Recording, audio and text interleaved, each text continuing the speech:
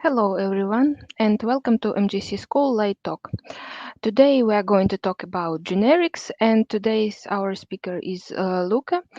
As usual, you can leave your questions in the chat and we will try to answer them all in the end of our meeting. So Luca, you can start. Okay, so today we are going to talk about Java generics, and let's say I've tried my best to build a talk which is somehow incremental and smooth, but the topic itself is not so easy. So especially those of you who are completely new to the topic, let's say, do not expect to dominate or understand everything in one go. The topic is quite complex, so okay, let's move on. But this is just a warning. Keep in mind that the topic is not very easy. So let me introduce myself. My name is Luca Belluzzi. I am a senior software engineer at EPAM, and I've been working and dealing with Java for the last 17 years, and first at university and then on the job.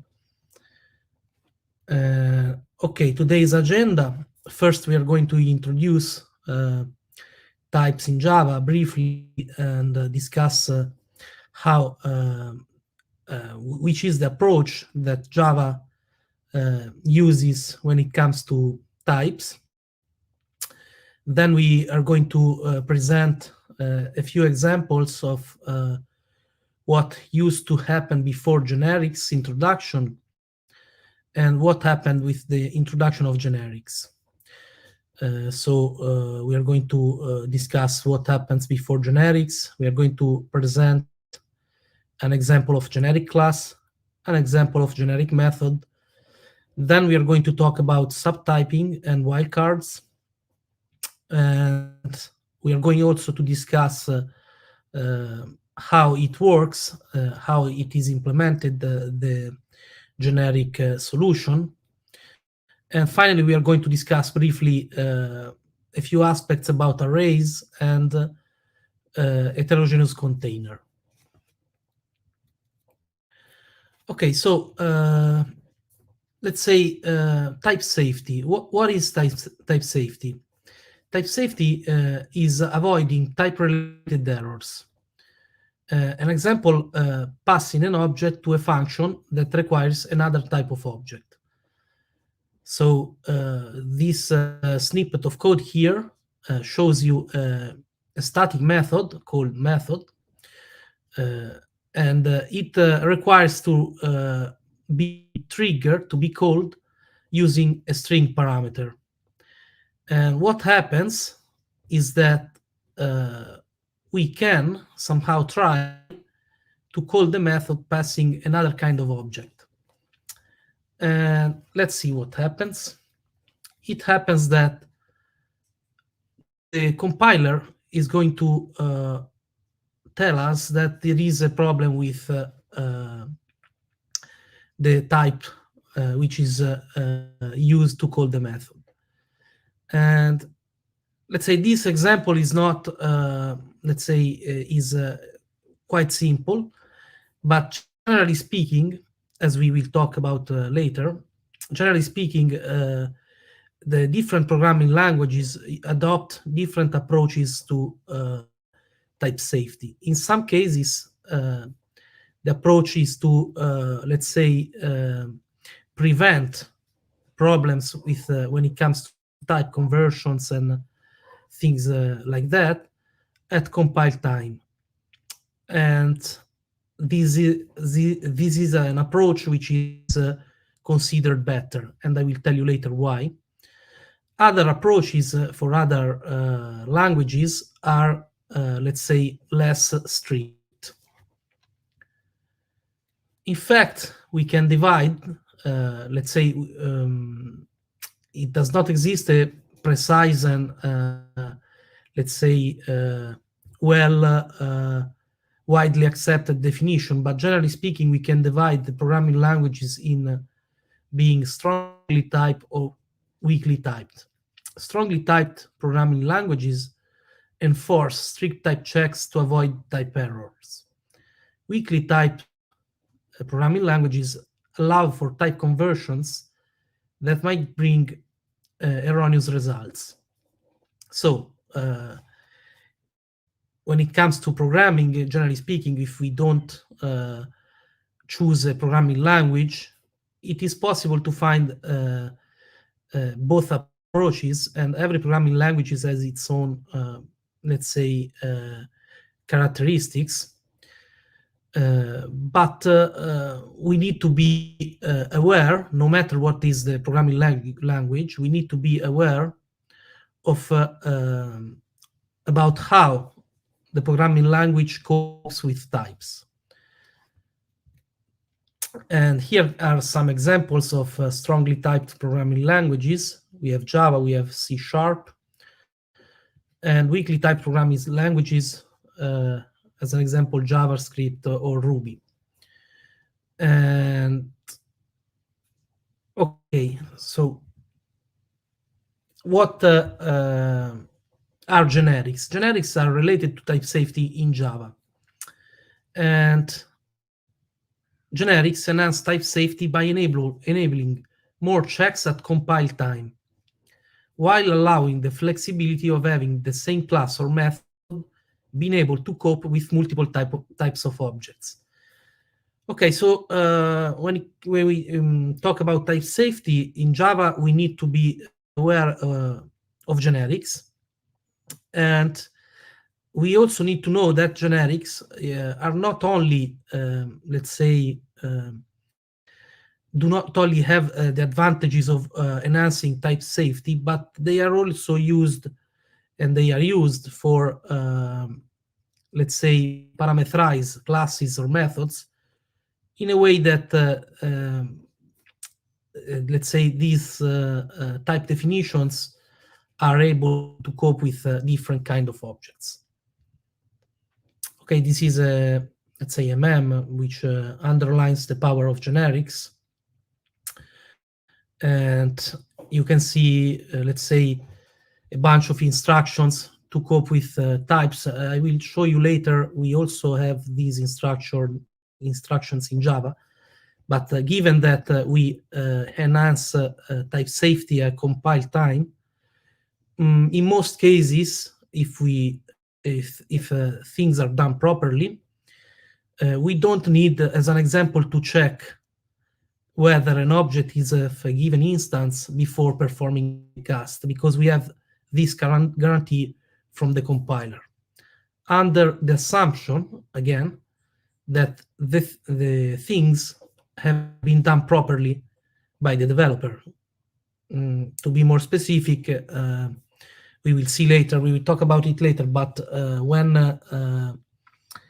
it comes to generics and operations with types and casts and things like that, sometimes we get warnings, we don't get errors. But we have to be aware that if we ignore warnings, then, let's say, something bad could happen. So I don't want to tell you too much now, but keep in mind that this fact about warnings. Another point that I want to underline is related to the difference between compile time and runtime. So to understand it, we can think about the Java, let's say, process that brings the code itself from, let's say, the form, how it is written by a developer, so a Java file, and then this code is compiled, it's translated into bytecode, and then it is executed later. Now, what's the point here? When it comes to errors and error detection, it is considered much better to, let's say, detect and correct errors at compile time, so before the program goes into execution. So why is it better? Because debugging and correcting errors that pop out at runtime, it's much more time consuming. And also runtime errors might be let's say dependent on the status of the running program. So they might be let's say intermittent or things like this. Okay, so let's see an example of what was done before generics. So before generics, I could, as an example, instantiate an array list and add whatever kind of object. Why? Because the array list is an array list of objects. And what's the problem here? Okay, we get a warning row type. This is just to let you know, and this warning is because of the absence of generics. So the compiler lets you know that you are using an array list without type parameter. So what happens when we want to get the items out of the list? We iterate over the list, and then to access the elements inside the list, we perform a cast, especially if we need to use, let's say, type-specific methods. We need to cast the object.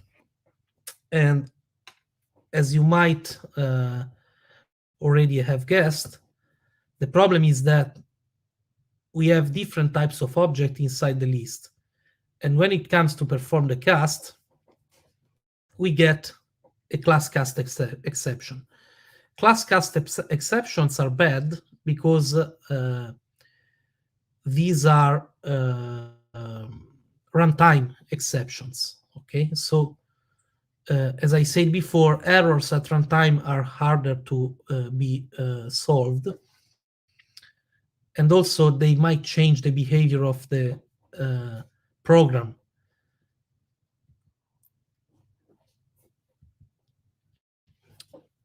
So before generics, there was no way to ensure that in a given collection, nobody would store the wrong type of object. So what used to happen before generics? Generics have been introduced in Java version 5.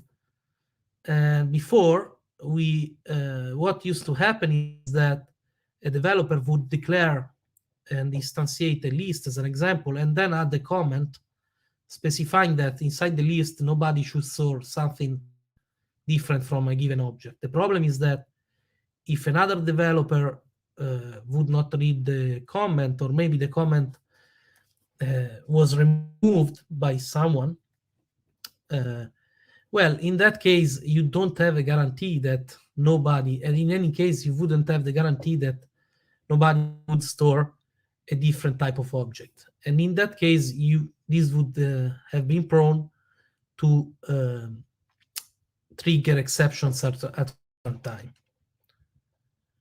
What happens with generics? With generics, we can instantiate the same array list, specifying what type of objects we are going to store inside the array, inside the list.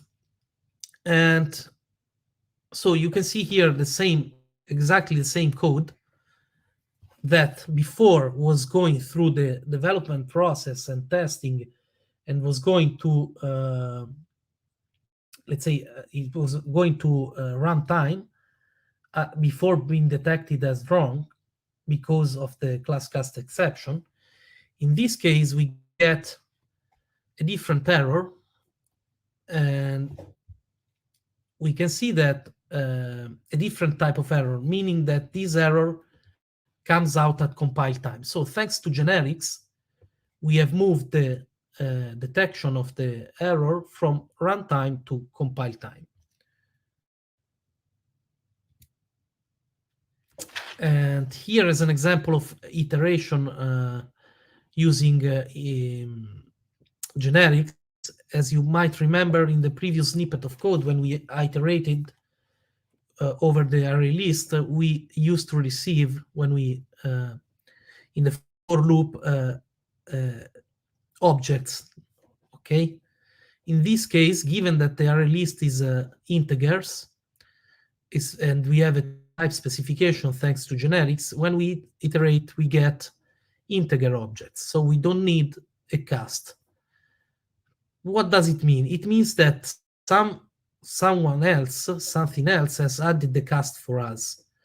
And this is what happens with generics. Okay, we have to specify a type, and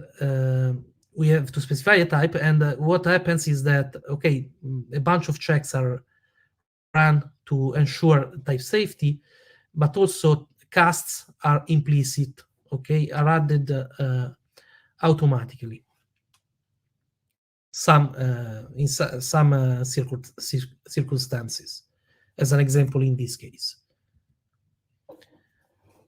Okay, this is an example of a generic class, and there is not so much to say about it. Just keep in mind the syntax on how to, let's say, declare a generic class. In this case, this is a pair, so we want to represent pair of objects of whatever type, not necessarily the same type for the two objects. And this is why we use two different parameters, t and u. And then inside the class definition, we can use t and u as if we knew about their types. Okay, so as an example, we can use it as a return type for the get methods. Okay, this is as an example client, example instantiation, and this first example has a problem, and it will be clear in a second. Okay, so the first syntax is wrong because basically we need to pass the parameters to the constructor. So we need to specify the type t and u when we instantiate the pair. And the correct syntax is the second one. The first one is wrong because we don't pass the types.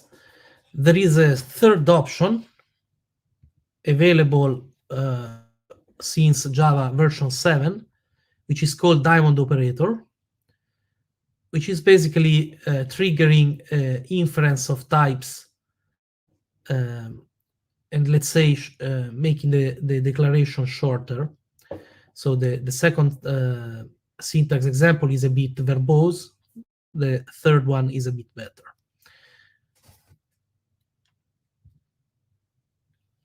This is an example of a generic method. Again, we want to operate over a couple of pairs, so two pair objects. The pair object is the one coming, let's say, defined by the class in the previous slide. And we want to, let's say, check if one pair is equal to the other.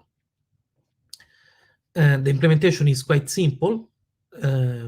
Let's just see how to trigger the call to such a method. You can see the snippet of code in the last, in the second square. So we instantiate a couple of pair. We use the diamond operator to do that. And then we call the method equal to, also passing the types of the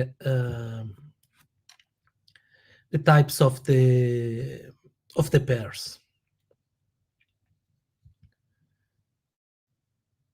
And we can count on type inference. So we can, let's say, shorten the syntax, once again counting on type inference.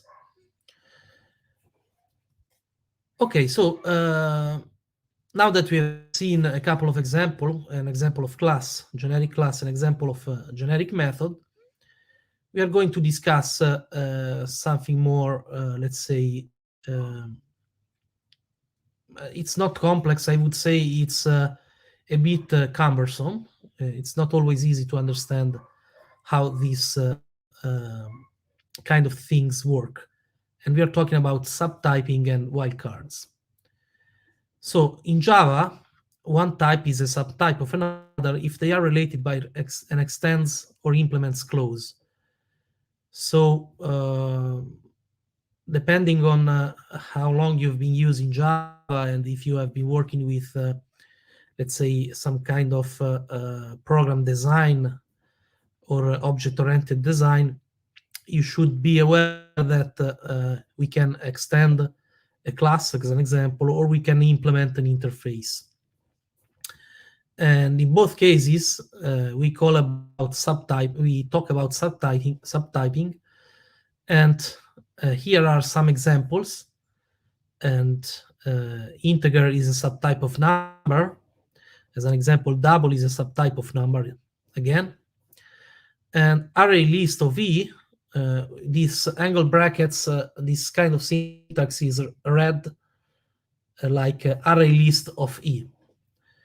And so array list of e is a subtype of list of e. And list of e is a subtype of collection of e.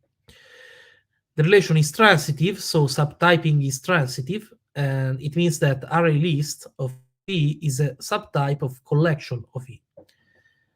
Of course, if you think about it, let's say if an object is a subtype of another object, and then we have a third object which is a subtype, of course, this relation is holds also between the first and the third object. And there exists a principle which is called substitution principle, which is as follows. To a variable of a given type may be assigned the value of any subtype of that type. A method with a parameter of a given type may be invoked with an argument of any subtype of that type. So basically, when there exists a method, or generally speaking, a variable, and we want to assign a value to a variable, we can assign to a variable of a given type, we can assign a value of that type and of whatever subtype. And the same holds when it comes to method invocations. A method that, let's say, is declared to receive a parameter of type number should be able to be called using a parameter, using a natural parameter of type integer. And this is an example. So we have a variable integer type, and we call the method which wants to receive a number, but the number is a super type of integer, and this must work because of the substitution principle. What's the point? The point is that sometimes we don't want the substitution principle to hold. Now, why? Because it creates problems.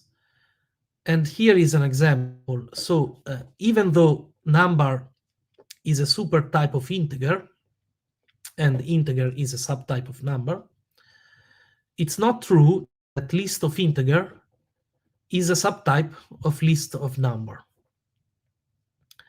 And we would expect, in fact, we would expect something else. So we would expect something like list of integer being a subtype of list of number. But this is not allowed. Why? You have the explanation in the code example here. So let's start from the first line, list of integers. In list of integer, ints is a new array list, again the diamond operator. We add a couple of integers, and then we declare a variable nums, and we assign it into ints. Now, given that nums is a list of number, we would be allowed to add something like 3.14. But what would this mean? It would mean that inside the list ints, which is declared to be a list of integer, now we have a double, and this is not okay.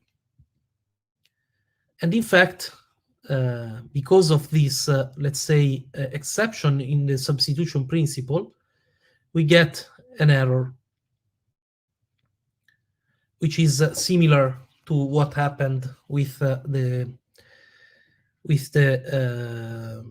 previous type checks performed by generics. Okay, it's a type incompatible types or type conversions. These kind of errors are all due to the type safety given by generics.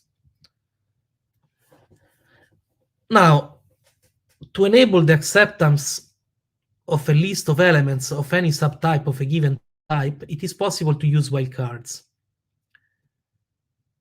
And wildcards are used to somehow circumvent this limitation. So use case, to accept a list of a given type with all its subtypes, and the list is going to produce values. So what happens is that in the example, you can see that a list of number nums is declared, then another couple of lists of integer and double are declared, and then there is this method addAll, which is able to add to nums the integers and the doubles. How it is possible? How it's possible that the method addAll is able to the parameter, let's say the formal parameter of the method addAll is able to accept both a list of integer and a list of double. If we know that neither the list of integer nor the list of double are subtype of list of numbers. So if we think about a method addAll receiving a parameter which is a list of number, this is wrong. We know that it wouldn't work because of the previous example. Okay, this is type inference is related to the list method. This is not, let's say, too important. Okay, so what happens? The explanation on how it's possible to accept both the list of integer and the list of double is in the wildcard. So in this case, we accept a collection of something, there is a question mark, that extends E. Okay? And this E, this type parameter, is in our case number. So we accept whatever collection such that the elements are subtypes of number. And this is the syntax, and this is why it works. And another thing which is important to note is that list, so we accept a list of a given type with all its subtypes, and the list is going to produce values. So the list is going to, let's say, give values, and it's not going to receive values, okay? And we will talk about this later. Another use case, to accept a list of a given type with all its supertypes, and the list is going to consume values. And this is an example method, which is the copy method. And you can see that you have as parameters a couple of lists, a destination list, which is going to receive, it's going to consume values, and another list which is going to produce, is going to give values. And okay, the logic of the method is quite simple, but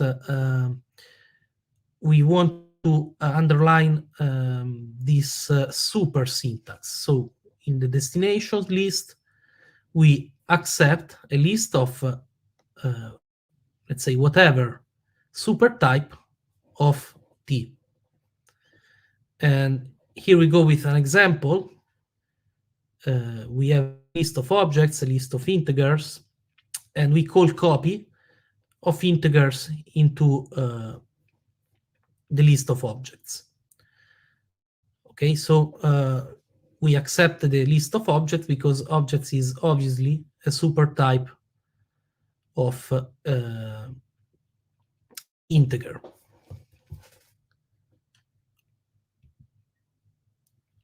So to sum it up, there exists a principle which is called get and put principle, which states something like this. Of course, it's about wildcards. So how to use wildcards? Use an extends wildcard when you only get values out of a structure. Use a super wildcard when you only put values into a structure. Do not use a wildcard when you both get and put. And okay, it is also known as a PEX principle. Producer extends, consumer super.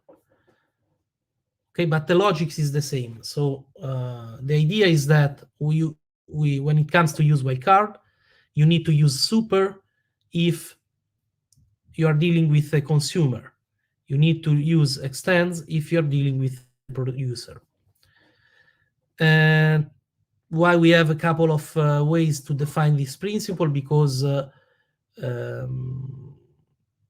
most of the content of this presentation is based on let's say three sources of information. One is the documentation of the JDK. The other is a book which is from Naftalin and Wader, which is called Collection, Generics and Collection. And the get and put principle comes from there. And then there is another book which is Effective Java by Block, and the PEX principle is from this other book. Okay, so a quiz. So let's see which is correct here. So we declare a list of integers. We add a couple of integers, then we declare a variable of nums, and we would like to use a wildcard there so that we don't have problems. What does it mean? So that the assignment of the variable is okay. And we know that if we don't use a wildcard there, we get if we get an error, because as an example, if we declare a list of number, it's not a super type of list of integers. So we need to use a wildcard. Which is the right one to use? We have the get and put principle. We know that we are going to use the list, let's say, to add the value. So we get a compile error if we use extends, because it's not a producer, but we get an okay if we use the super wildcard. And the compile error that we get is at the 5th line when we go adding.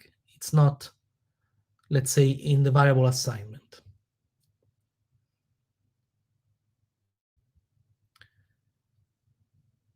Okay, so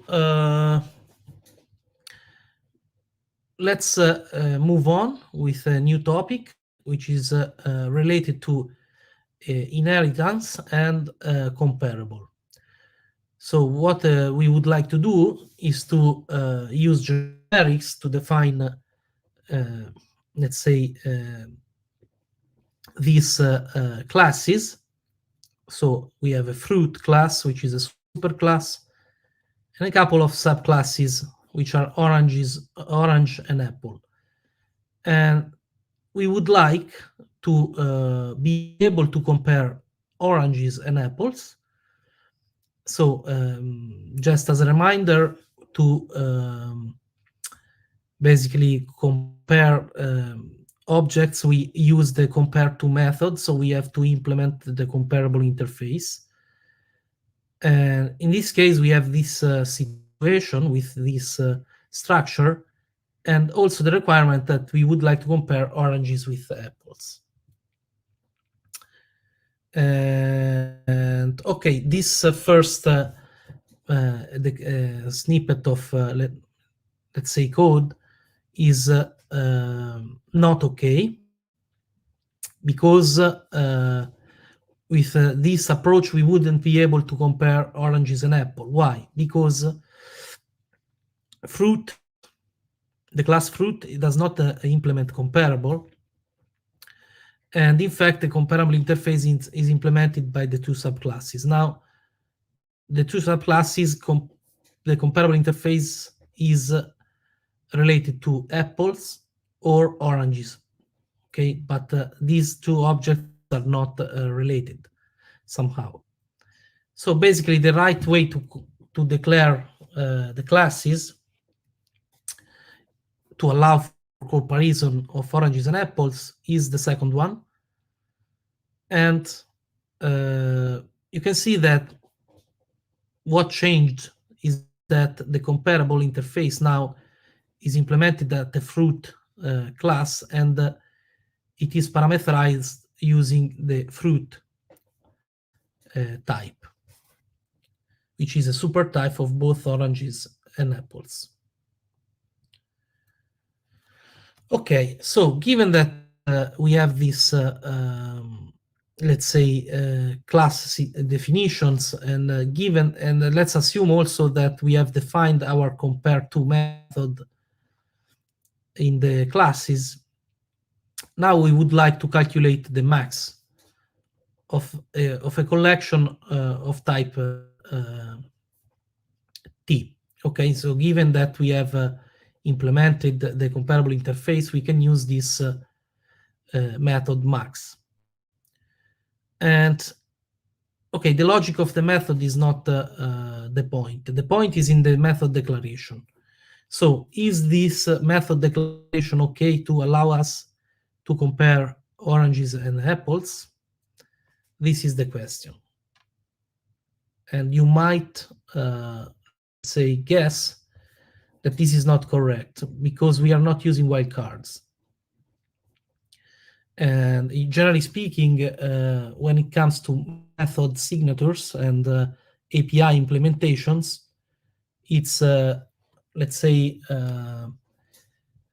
a good idea to use wildcards to increase and enhance flexibility.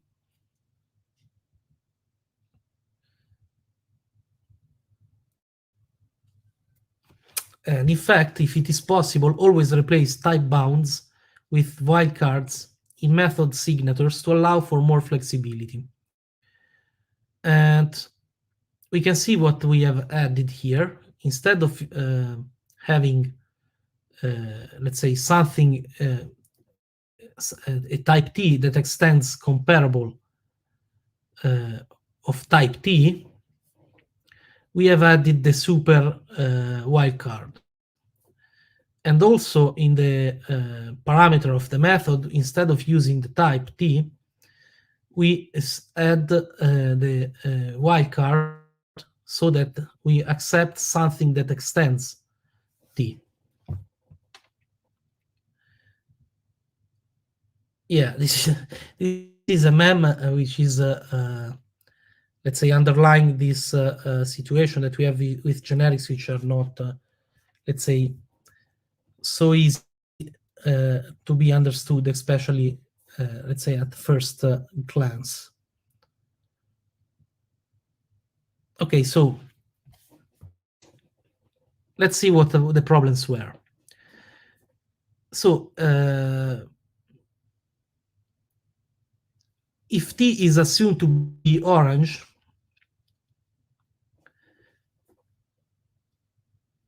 then t extends comparable t is not true. Hence, it is not possible to pass a list of oranges. As already seen, collection fruit is not a supertype of collection orange. Hence, if t is assumed to be fruit, then it's not possible to pass a list of oranges. So let's move on with examples which will make it a bit more clear. Here we go. So we have the method signature in the top part of the slide. And let's start with the first 4 lines of the code. In the first 4 lines, we want to compare apple and oranges. So we create an apple and orange, we add it to a list of fruits, and then we call the method, parameterizing it with fruit, the method max with the type fruit, and it's going to work. This is quite, I don't want to say obvious, but let's say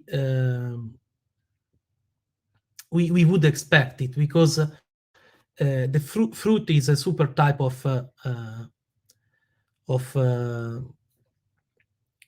the two classes are apple and orange. So this is more intuitively accepted. The second example is not so easy, because if we pass in a list of oranges and we don't, let's say, allow for using the wildcards, especially, so you see in the type parameter, we say something like t extends comparable something super t. So we have these two, let's say, conditions which have to hold, such that this kind of call of the method max work. So orange extends comparable something super orange. So let's assume we parameterize the method passing in the type orange. So what this translates in these two conditions: orange extends comparable something super orange, and this is what you read in the signature. Okay? It's true because orange extends comparable fruit, and you remember the class structure we had. So orange is a subclass of fruit, and also fruit, it's true that it's super orange. Okay, and so you can see that you can use the max method in the most flexible way. So you can, let's say, call it over a list of fruits, you can call it over a list of oranges, and then you can call it over a list of oranges, but parameterizing the method using fruit. And I don't know if it's completely clear. It's not easy to understand, actually. Okay, so what was the problem here? We cannot, we don't have flexibility. Why? Because we don't use wildcard. And we need to add wildcards to allow the more flexibility as possible. And so depending on different cases, okay, we need to accept different types of objects, of list of objects.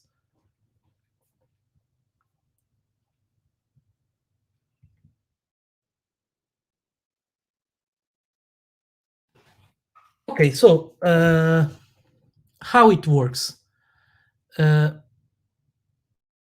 Well, there is a process which is called type erasure, which is what holds in the case of Java generics.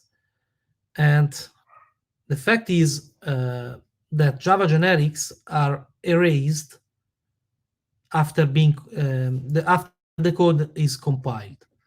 So at runtime, there is no need to, let's say, have different classes or different class files for different types. And this is an advantage, and let's see how it works. So we replace all type parameters in generic types with their bounds, or object if the type parameters are unbounded. You remember the bound was the one that so if you as an example say something like t extends comparable, the bound is comparable for t. And if you don't specify the bound exists as its object. And okay, so the first is replacing these type parameters with their bounds. The second point is insert typecast if necessary to preserve type safety. And of course, this is what I was talking before about implicit casts added by the compiler. And we can count on the fact that these casts won't fail at runtime. So this is called cast iron guarantee. And these cast operations do not fail as long as the code compiles without unchecked warnings. So as long as we don't have unchecked warnings, we don't have warnings related to type safety coming from the generic, let's say, system, we can count on the fact that these implicit casts won't fail. And the other step, which is performed, is generate bridge methods to preserve polymorphism in extended generic types. And we are going to talk about these, let's say, three aspects in the next slides. Okay, this is an example of, let's say, bound substitution. So T, this is a generic class node parameterized with a type T, and you can see that the type T is substituted by the bound object. This is an example of the same class node, but in this case we have a type with a bound. So the bound for T is comparable. T extends comparable T.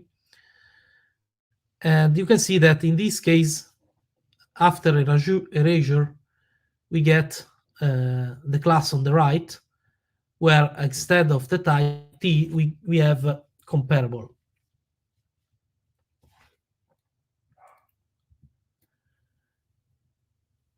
And okay, this is another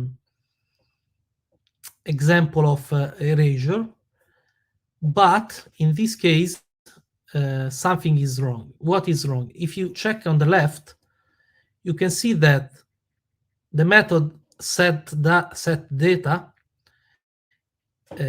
of the class node is extended, is overridden by the class myNode. So we have polymorphism here.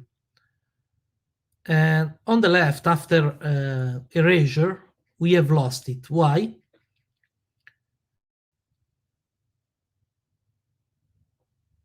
Because after having substituted the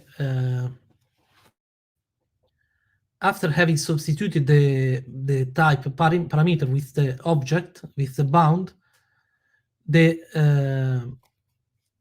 let's say method signature is different. So there is no overriding anymore. So what happens is that a bridge method is added with the same, let's say, signature of the method of the upper class, and it is going just to call the method of the subclass to preserve polymorphism. And what I want to say here is that this is, let's say, not, we can ignore this bridging in most cases. The only, let's say, option of that might allow a developer to see these kind of methods is that they could pop out in a stack trace. So in that case, if you don't see the method in the code, it's big because it has been added after erasure.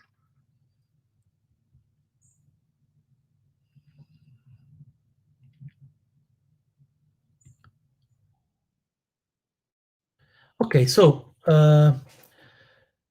we also talked about warnings. So we have talked about the fact that we need to, let's say, have a code which does not trigger warnings from the generic subsystem. Because if there are warnings, we cannot count on type safety. In some cases, we cannot avoid warnings despite the code being type safe. And in those cases, and in those cases only, we can suppress the warnings. So here we get a warning in this code. Why? This is a method which is basically transforming a list into an array. And we get a warning in at the first line of the method body, because we are casting to T, array of T, an array of objects. And this is not a safe cast.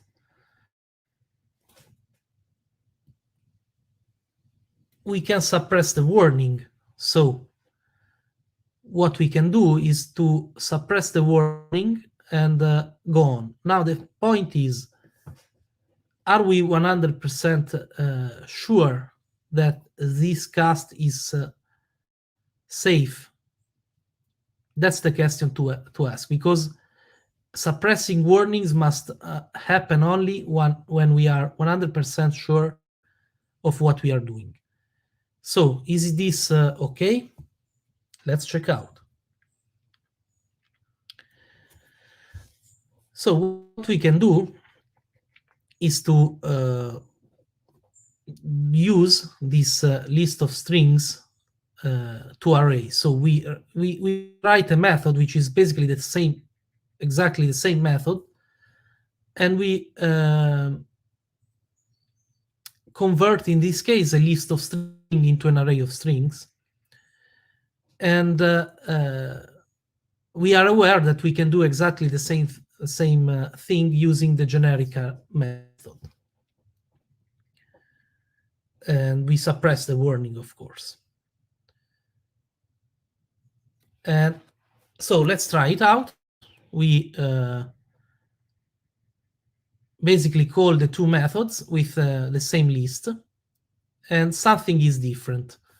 What is different? The difference is that with the generic method, when we add the long to the strings, the generic method note that I passed the type string there. So I would expect a guarantee that that array is an array of strings.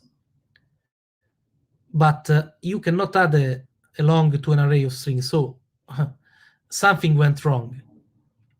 And I know also because I can compare with the method which is not generic, and a method that I have used to generate an array of strings. And you can see that in the case of the array of strings, I get an array store exception. So array store exception is not that great because it happens at runtime, and it's as already said, errors at runtime are let's say boring to debug at least. But the first problem, the fact that I can store a long inside an array of strings that I expect it to be a string, an array of strings, is probably worse.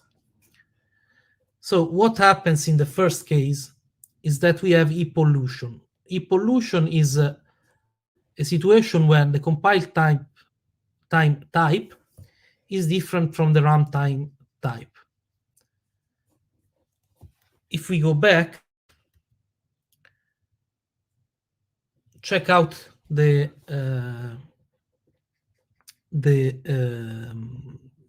list to generic to array generic, so the second square. And before adding the suppressed warning, we should have noticed that we are returning the array. And this is bad because we perform the cast and then which is unsafe, and then we return the array to the client, and this is bad. So in this case, it is not 100% sure that that cast is safe.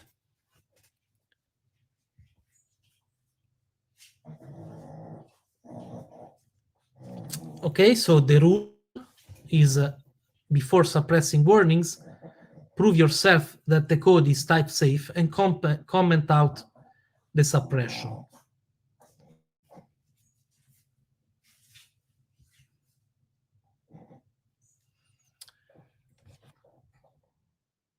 Okay, so now we are going to talk about arrays very briefly. Arrays are, let's say to be covariant when it comes to subtyping. What does it mean? It means that array of S is a subtype of array of T whenever S is a subtype of T. And covariant subtyping brings a problem, and the problem is that it is shown in these 3 lines of code. So basically, we have an array of integer ints, and then we have an array of number nums. We assign the variable ints to nums, and then we add a double to the array of integers. So if you remember, we already saw something similar, a similar snippet of code when it comes to lists. And in that case, we had a compile time error. In this case, we have a runtime error.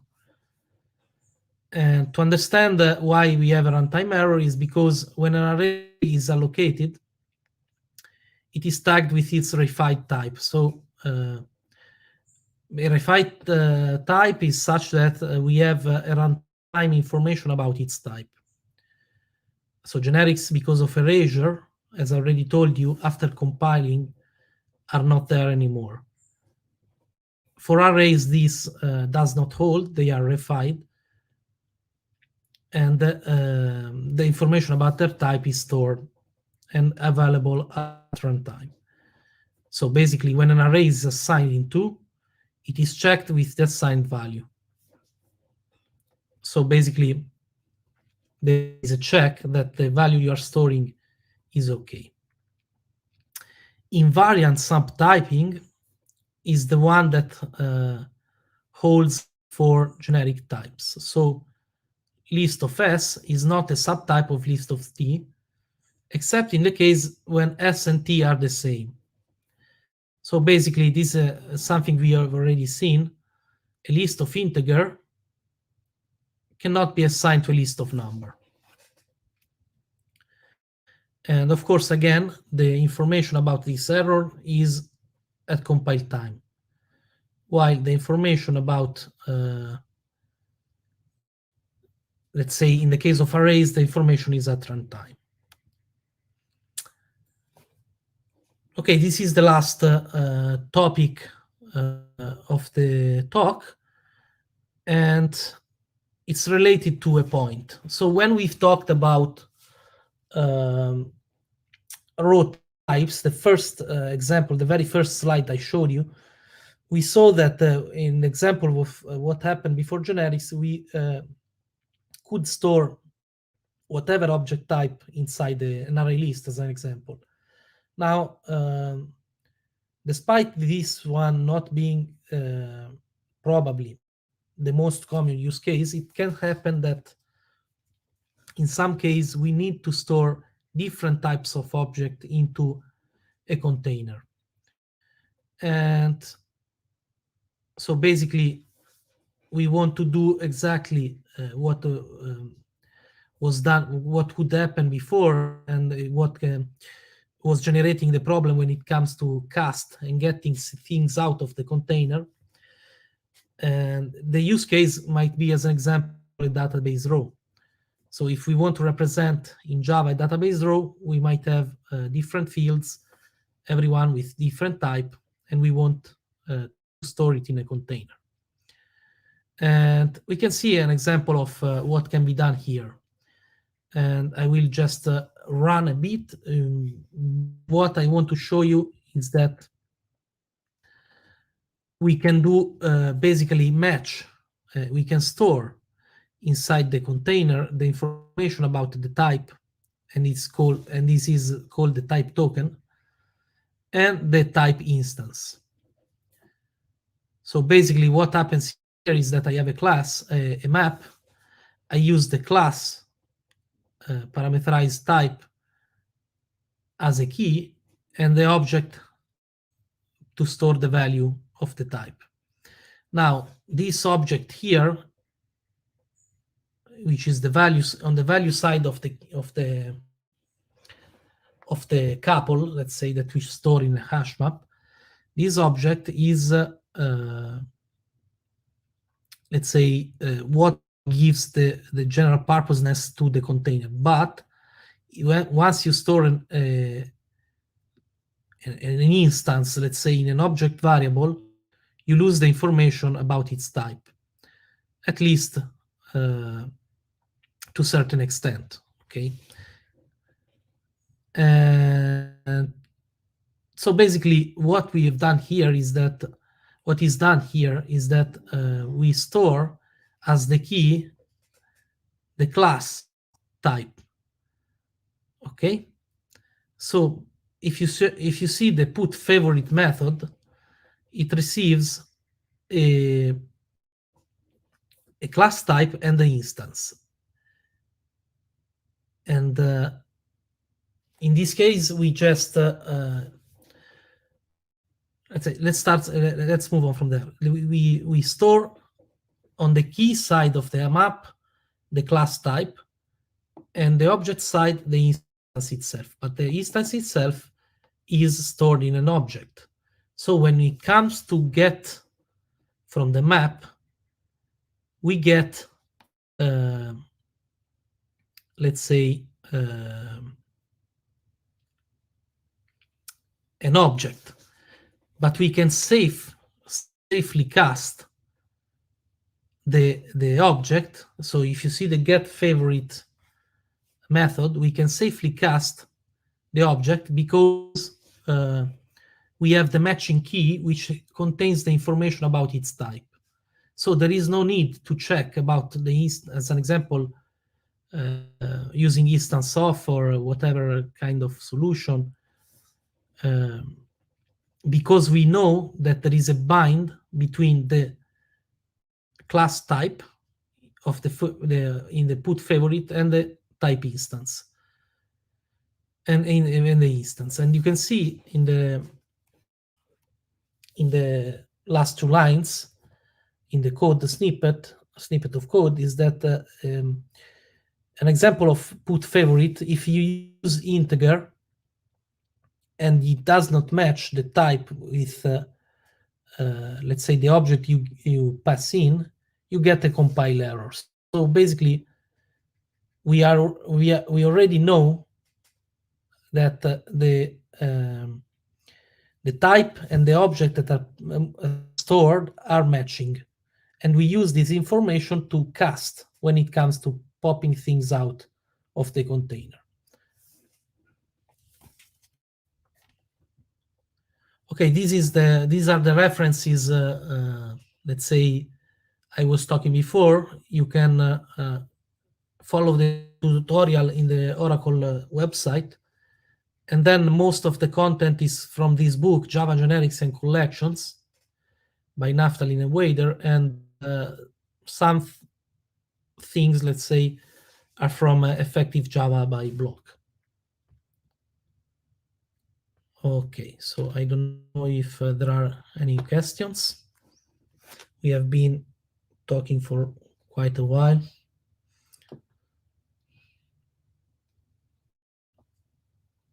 Yeah, thank you for the talk. For now, let me check once again.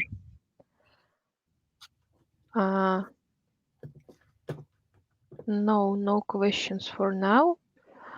So I think we can wait a bit and then close our late talk.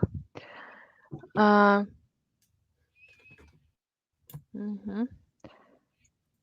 No questions both in YouTube and our Ria community. So I want to say thank you for the late talk, for your explanations and for your real life examples. Yeah, and thank you everyone who participated and who watched us. Thank you. Thank you. Bye.